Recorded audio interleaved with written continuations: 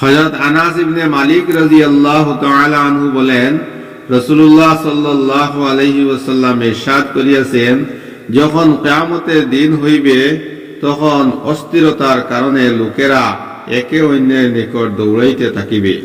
সুতরাং হযরত আদম আলাইহিস সালাতু সালামের নিকট যাইবে আর তাহার নিকট আরজ করিবে, আপনি আপনার রবের নিকট আমাদের জন্য সুপারিশ করুন।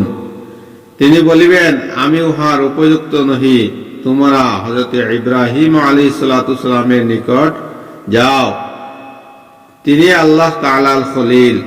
লোকেরা তাহার নিকট যাইবে, তিনি বলিবেন, আমি উহার উপযুক্ত নহি।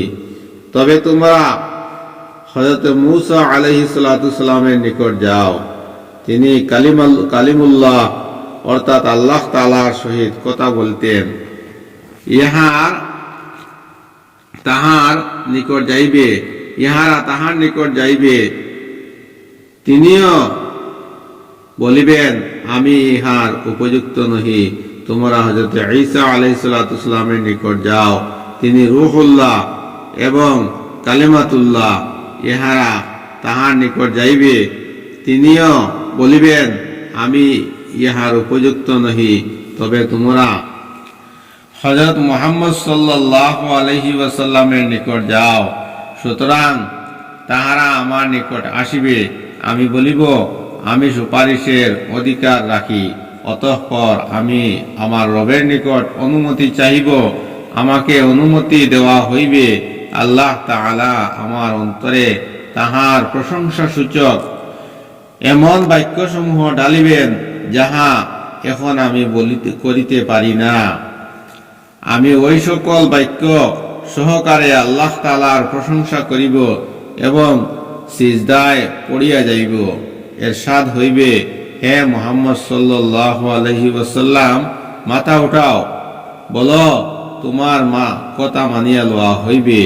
প্রার্থনা করো, দান করা হইবে। সুপারিশ করো, কবুল করা হইবে। আমি আরজ করিব, ইয়া রব, আমার উম্মত অর্থাৎ আমার উম্মতকে ক্ষমা করিয়া দিন। আমাকে বলা হইবে, যাও, যাহার অন্তরে জবের দানা পরিমাণও ঈমান থাকিবে, তাহাকেও জাহান্নাম হইতে বাহির করো। আমি যাইব এবং হুকুম পালন করিব। ফিরিয়া আসিয়া আবার ওই সকল বাক্য সহকারে আল্লাহ তাআলার প্রশংসা করিব এবং সিজদায় পড়িয়া যাইব। ইরশাদ হইবে, হে মুহাম্মদ সাল্লাল্লাহু আলাইহি ওয়াসাল্লাম, মাথা উঠাও, বলো, তোমার কথা মানা হইবে। চাও, পাইবে। সুপারিশ করো, কবুল করা হইবে। আমি আরজ করিব, ইয়া রব, আমার উম্মত। আমাকে বলা হইবে, যাও, যাহার অন্তরে এক বালুকণা অথবা একটি সরিষা দানা পরিমাণও ঈমান থাকিবে, তাহাকেও বাহির করো। আমি যাইব এবং হুকুম পালন করিব।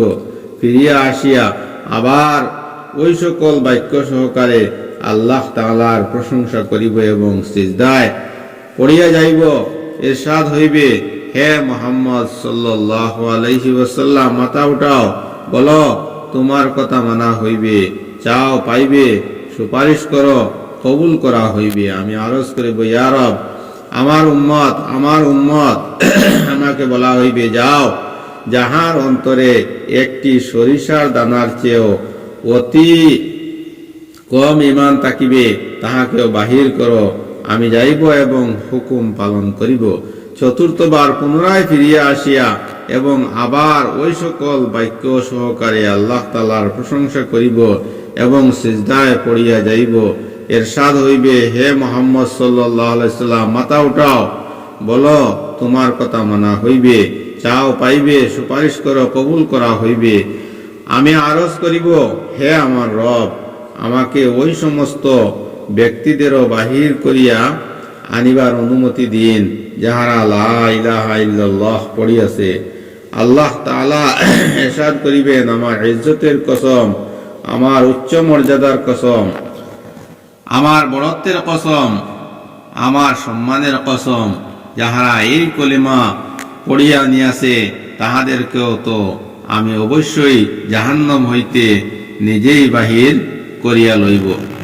হযরত আবু সাঈদ রাদিয়াল্লাহু তাআলা আনহু হইতে বর্ণিত হাদিসে এইরূপ আছে যে চতুর্থবার রাসূলুল্লাহ সাল্লাল্লাহু আলাইহি ওয়াসাল্লামের জবাবে আল্লাহ তাআলা ইরশাদ করিবেন যে ফেরেশতারাও সুপারিশি করিয়া শেষ করিয়াছে, নবীগণ সুপারিশ করিয়া শেষ করিয়াছেন, মুমিনগণ সুপারিশ করিয়া শেষ করিয়াছেন, এখন আর আরহামুর রাহিমিন ছাড়া আর কেহ বাকি নাই। সুতরাং আল্লাহ তাআলা মুঠ বরিয়া এমন সমস্ত লোকদেরকে দুজখ হইতে বাহির করিবেন যাহারা পূর্বে কখনো কোনো নেকি কাজ করে নাই, তাহারা দুজখে জ্বলিয়া কয়লা হইয়া গিয়াছে। জান্নাতের দরজাসমূহের সামনে একটি নহর রহিয়াছে, যাহাকে নহরে হায়াত বলা হয়। আল্লাহ তাআলা উহার মধ্যে ওই সকল লোকদেরকে ফেলিয়া দিবেন, তাহারা উহার মধ্য হইতে সঙ্গে সঙ্গে তরতাজা হইয়া বাহির হইয়া আসিবেন। যেমন শস্য বীজ ডালের পানির খড়কুটার মধ্যে পানি এবং সারের কারণে দ্রুত অঙ্কুরিত হয়, আর ওই সকল লোক মুক্তার ন্যায় পরিষ্কার পরিচ্ছন্ন উজ্জ্বল হইয়া যাইবে। যাহাদের গাড়ে সোনালী মোহর লাগানো থাকিবে, যাহাতে জান্নাতি লোকেরা তাহাদিগকে চিনিতে পারিবে যে ইহারা জাহান্নামের আগুন হইতে আল্লাহ তাআলার আজাদকৃত, যাহাদিগকে আল্লাহ তাআলা কোনো নেক আমল ছাড়া জান্নাতে দাখিল করিয়া দিয়াছেন। অতঃপর আল্লাহ তাআলা তাহাদিগকে বলিবেন, জান্নাতে দাখিল হইয়া যাও, তোমরা জান্নাতে যাহা কিছু দেখিয়াছ উহা সব তোমাদের জন্য। তাহারা বলিবে, হে আমাদের রব, আপনি আমাদেরকে ওই সকল বস্তু দান করিয়াছেন যাহা দুনিয়াতে কাহাকেও দান করেন নাই। আল্লাহ তাআলা ইরশাদ করিবেন, আমার নিকট তোমাদের জন্য ইহা হইতে উত্তম নিয়ামত রহিয়াছে। তাহারা আরজ করিবে, হে আমাদের রব, ইহা হইতে উত্তম নিয়ামত কি হইবে? আল্লাহ তাআলা ইরশাদ করিবেন, আমার সন্তুষ্টি, ইহার পর আমি তোমাদের প্রতি আর কখনো অসন্তুষ্ট হইব না। ফায়দা, হাদিস শরীফের মধ্যে হযরত ঈসা আলাইহিস সালামকে রূহুল্লাহ ও কালিমাতুল্লাহ এই জন্য বলা হইয়াছে যে তাহার জন্ম বাপ ছাড়া শুধু আল্লাহ তাআলার হুকুম কোন বাক্য দ্বারা এই রূপে হইয়াছে যে হযরত জিবরাইল আলাইহিস সালাতু আল্লাহ তাআলার হুকুমে তাহার মায়ের বুকে ফুঁক দিলেন, ফলে উহা একটি রূহ ও প্রাণ বিশিষ্ট বস্তুতে পরিণত হইয়া গেল।